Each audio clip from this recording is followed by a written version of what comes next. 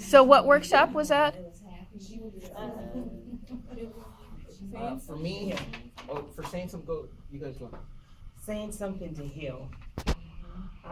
That one was really significant for me because they had a couple of people that gave their stories about how they got back into college.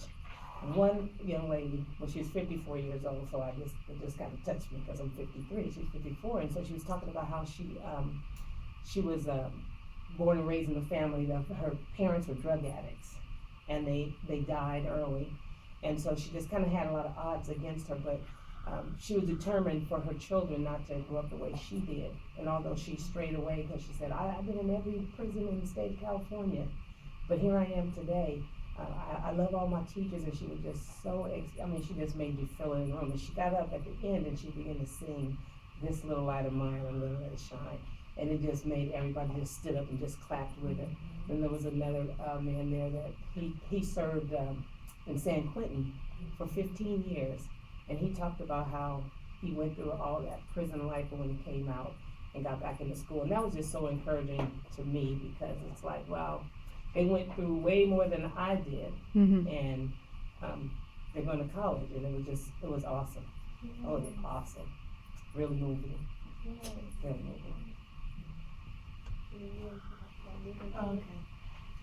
Being heard to heal was the workshop that was most beneficial to me because it gave us a chance to really come together because we talked about issues that we were all being affected by, and it was really emotional.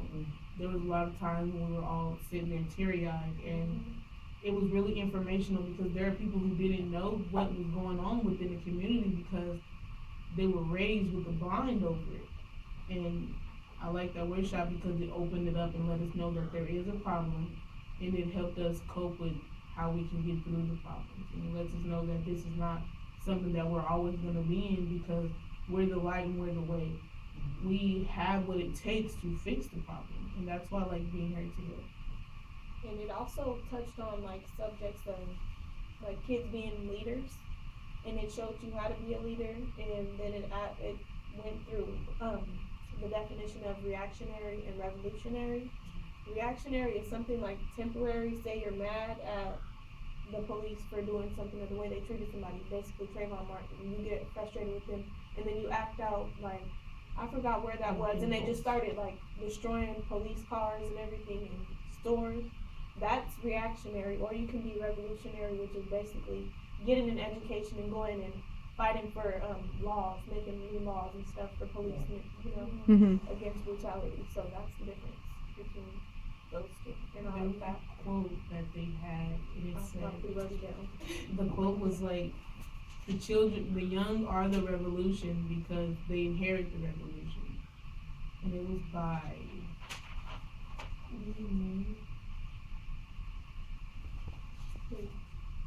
I forgot his name, but it was it was Huey P. Newton, I believe.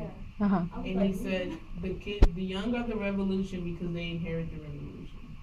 Basically saying, we are it. It's our generation that's gonna fix it. So that's why that workshop, through all of the ones that I went to, was the best. I like that one. That's awesome. I wish I'd went to your workshop. It felt nice. Oh, it was awesome. It was awesome. I would say I liked everything. The coffee, the food, everything. And it was one quote that just stood out to me. It said, God can turn your mess into a message. And that just stuck with me the whole time. Anything you do bad, you can always change it and do better in life. That's what I got. Mine was the bouncing back after dropping the ball, from heartbreak and betrayal and frustration and just adversity through, life's struggles. And even the student speakers who got up there, each student speaker who went to prison, I reflected off that also. Everything that they had said and done, I had been there too. And the CEO, especially the CEO he mentioned. And I even felt that when we passed by Wasco, because I used to look out that window and say, where are those people going? One day I'm gonna pass on that road and I'm gonna be going somewhere doing it too. And when going out there, that's how I felt. And when I got there, they were talking about law school, so it just brought it all in, and it's gonna give me that extra emphasis on just making it happen. So I gotta make it happen for myself and everyone who's looking up to me.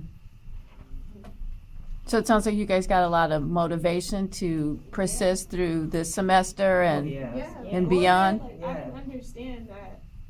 Well, I knew it, but I didn't really understand that if we don't succeed in this ASTEP program right now, then it won't be there will be no ASTEP here for the next person to come who. And I feel like it's very helpful. Yeah. And it gives you support, Beneficial. like a family support. And like I'm a freshman, so. I don't know. That's how the whole conference was. Uh-huh. You just like that, you know, you just felt so emotional, you felt so close, you felt connected, you felt like you fit in.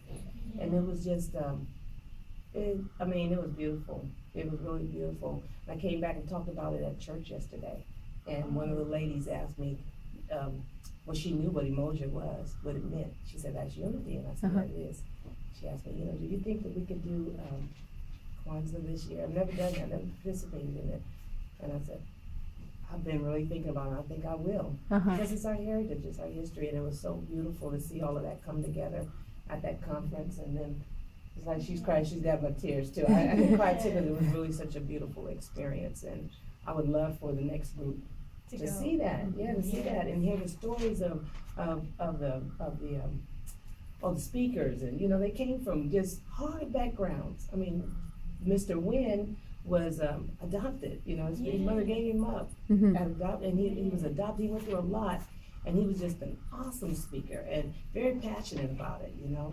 And he said something in his speech, he said, now, I'm real passionate, sometimes I get really loud, and if I get real loud, just say, come down, Mr. Wynn. And there's a couple of times I would say, come down. But he was awesome, it was just awesome, so, I don't want to go out and talking, but it was good. Yes. Well, with the whole Umoja thing is that some of us, like Mariah and myself, we don't have the full family support like other people do. So this is where we come to get it. Like if I can't talk to someone at home, I'm calling Mariah, I'm calling Makisha or Samantha. And it's because this is where it's at. Like we feel wanted, we know that everyone wants us to succeed. Mhm. Like I can go home and go talk to my aunt and my grandma, and they'll tell me straight off the bat, your education don't matter. My aunt told me just last week that I was gonna drop out anyway. So I'm here and this is what it's doing. Like I'm happy because I know that someone wants me to succeed. And because of that, I have to keep going.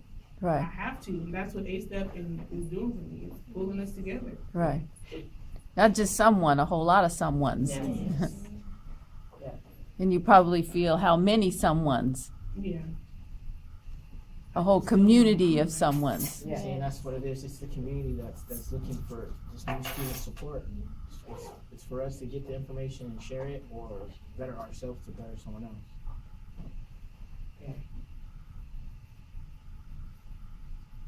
I'm so glad I went. Yes. I appreciate it. Man. It's the best.